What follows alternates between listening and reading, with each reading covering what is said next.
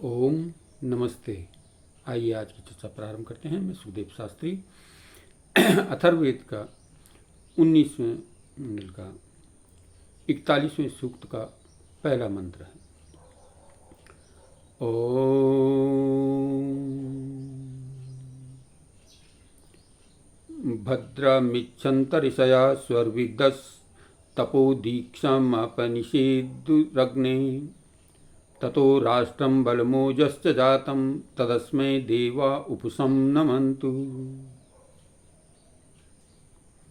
स्वर्विदः सुख शांति को जानने और प्राप्त करने वाले ऋषियों ने अग्रे सर्वप्रथम तपः सुख दुखादि द्वंद्व सहन की अक्षमता, दीक्षाम नियम व्रतादि को उपनिषेदु ग्रहण किया ततः उस तप और दीक्षा के आचरण से राष्ट्रीय भावना, बलम राष्ट्रीय बल, ओजस्य और ओज राष्ट्रीय प्रभाव तथा रोग जातम उत्पन्न हुआ।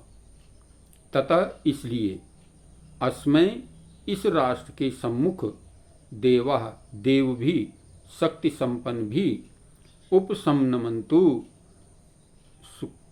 झुके उचित रूप से सत्कार करें, झुकें और उचित रूप से सत्कार करें। तो मंत्र में मुख्य रूप से एक ही प्रयोजन दिया गया, एक ही विचार दिया गया है कि देश को राष्ट्र का रूप देकर उसे शक्ति संपन्न और गौरवास्पद बनाने के लिए आवश्यक है कि देशवासी तपस्वी और दीक्षित बने। दो ही विचार यहाँ पर दिए गए हैं कि देशवासी तपस्वी बने और दीक्षित बने। इन मुख्य गुणों के आचरण से देश में अतुल बल का उद्भव होगा और उसके ओजस्वी स्वरूप को देखकर बड़े बड़े राष्ट्र उसके सामने नतमस्तक होंगे, झुकेंगे। कहते हैं राष्ट्र कैसा होना चाहिए? तो राष्ट्र के देशवासी सभी जन तपस्वी हों और दीक्षित हों, तब जाके ये राष्ट्र जो है उन्नतशाली बन सकता है। उस राष्ट्र को फिर कोई झुका नहीं सकता जिस राष्ट्र में समस्त प्राणी, समस्त मानव जो है दीक्षित हों और तपस्वी हों, तप करने वाले हों। अर्थात तप का तात्पर्य है कि द्वंद्व सहन करने वाले हों, शक्ति संपन्न हों, द्वंद्वों को सहन करने की शक्ति उनके अंदर विद्यमान हो, तभी जाके राष्ट्र जो है उन्नत बन सकता है। और दीक्षित जिस विचार को ग्रहण कर लें उसको आचरण में लाएं।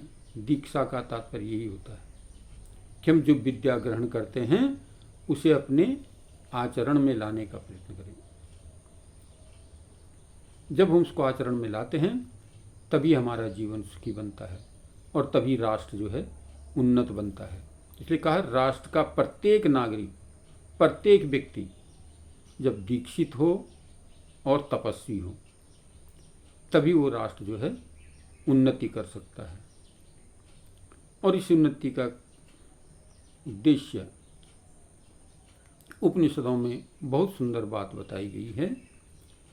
एक कथा के माध्यम से बताया गया है कि एक राजा के यहाँ उद्दालक ऋषि पहुँचे, अश्वपति राजा के यहाँ, और उन्होंने जो है राजा ने बड़े सत्कार और सम्मान के साथ ऋषि का सम्मान किया, सत्कार किया। और जब भोजन का समय आया तो भोजन के लिए आग्रह किया कि राजन भोजन तैयार है, और ऋषिवर भोजन तैयार है, तत्पश्चात की चर्चाएं फिर आगे की जाएंगी, पहले भोजन कर लीजिए। तो उस समय कहते हैं ऋषियों ने ये बात रखी कि देखिए हम राजा के यहाँ का भोजन ग्रहण नहीं कर सकते। क्यों नहीं कर सकते? कि राजा जो है कर लेकर के, वसूल करके लोगों को डरा धमका करके जो है कर लेता है, और इस प्रकार के लूटा हुआ धन से जो है हमारे मन दूषित हो जाते हैं। इस प्रकार का अन्न खाने से हमारे मन में जो है दूषित भाव उत्पन्न हो जाते हैं, हमारा मन जो है ध्यान में नहीं लगता, परमात्मा की ओर नहीं लगता। इसलिए हम जो है ऐसे अन्न का भक्षण नहीं करते, हम केवल शुद्ध और सात्विक अन्न का ही भक्षण करते हैं। तो उस समय की बात है, कहते हैं उस समय उस राजा ने बात रखी थी कि हे मुनिवर, हे ऋषिवर, भले ही आप भोजन न करें लेकिन एक बार मेरे राज्य का निरीक्षण कर लें और मेरे राज्य का निरीक्षण करके आएँ, तत्पश्चात ही आप निश्चय करें कि मुझे भोजन करना है या नहीं करना है। तो कहते उन्होंने कहा था, नमेस्तेनो जनपदी कद्दर्यो न मद्यपा नाना हिताग्निर्ना विद्वान स्वेरी स्वेरिणी कुता। कहते मेरे राष्ट्र में कोई जो है चोर नहीं है, कोई व्यभिचारी नहीं है, कोई निर्बुद्धि नहीं है, सब बुद्धिमान है। कोई भी घर परिवार ऐसा नहीं है कि जो बगैर यज्ञ किए हुए भोजन करता हो। कहीं पर भी किसी प्रकार का दुविचार, शराबी, कबाबी, मांसाहारी कोई भी व्यक्ति नहीं मिलेगा। व्यभिचारी पुरुष नहीं मिलेगा, व्यभिचारिणी नार नहीं मिलेगी। ऐसे मेरे राज्य की व्यवस्था एक बार आप निरीक्षण कर लीजिए। तो उस राष्ट्र में ही उन्नति होती है। कहने का तात्पर्य यही है कि जब एक राजा इस प्रकार का दावा कर सकता है संपूर्ण राष्ट्र के प्रति कि मेरा राज्य इस प्रकार से है। आज हमारी राज व्यवस्था इस प्रकार से छिन्न भिन्न हो चुकी है कि सब जो है लूट पर, राजनीति में जो घुसता है वो लूटने के लिए ही घुसता है। राजनीति में कोई भी सात्विक व्यक्ति इस समय जो है नहीं मिलेगा।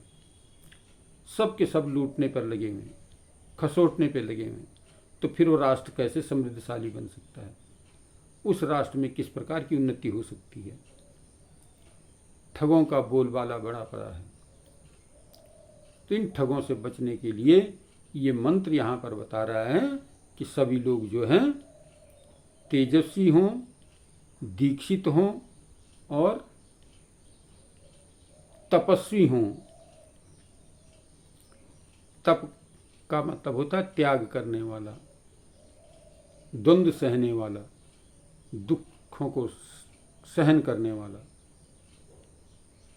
तो इस प्रकार का जो व्यक्ति होगा, इस प्रकार का जब हमारा राष्ट्र का जो प्रत्येक व्यक्ति होगा, तभी हमारा राष्ट्र जो है उन्नतमय बन सकता है, श्रेष्ठ बन सकता है।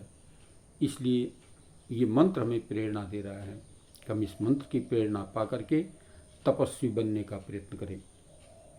जो हमें पर्याप्त परिश्रम से धन मिल जाता है उसी में संतुष्ट रहें और उसी से अपना निर्वहन करें, आगे के लिए और तैयारी करें। तपस्वी जीवन बिताएं और दीक्षित जीवन बिताएं। यानी जो भी हम बात सीख लेते हैं, जो बात हम जान लेते हैं, इसको जो है जीवन में, आचरण में ढालने का प्रयत्न करें। उसके अनुसार अपने जीवन को चलाने का प्रयत्न करें, तभी हम जो है उन्नतमय बन सकते हैं। ये राष्ट्र हमारा जो है समृद्ध बन सकता है। त्याग की भावना तो आज रही नहीं, सब समेटने की भावना है। जितने भी राजनेता हैं सब ने जो है स्विस बैंकों में अपना धन एकत्रित कर दिया है, ताकि अगर कहीं यहाँ कोई दिक्कत आएगी तो फिर जो है आगे से फुर उड़ जाएंगे, वहाँ जा कर के मौज करेंगे, मस्त करेंगे। तो इस प्रकार की बात हमारी नहीं होनी चाहिए। हमारा राष्ट्र जो है समृद्ध तभी बन सकता है जब हम तपस्वी होंगे और दीक्षित होंगे। तो ये मंत्र हमें प्रेरणा कर रहा है। हम इस मंत्र के आधार पर अपने जीवन को उन्नतमय बनाएं और साथ साथ इस राष्ट्र की सेवा में समर्पित होकर के अपने जीवन को उन्नतमय करते हुए राष्ट्र को भी समृद्धशाली बनाने का प्रयास करें, प्रयत्न करें। आइए आज की चर्चा को यहीं पर विराम करते हैं। ओम शांति।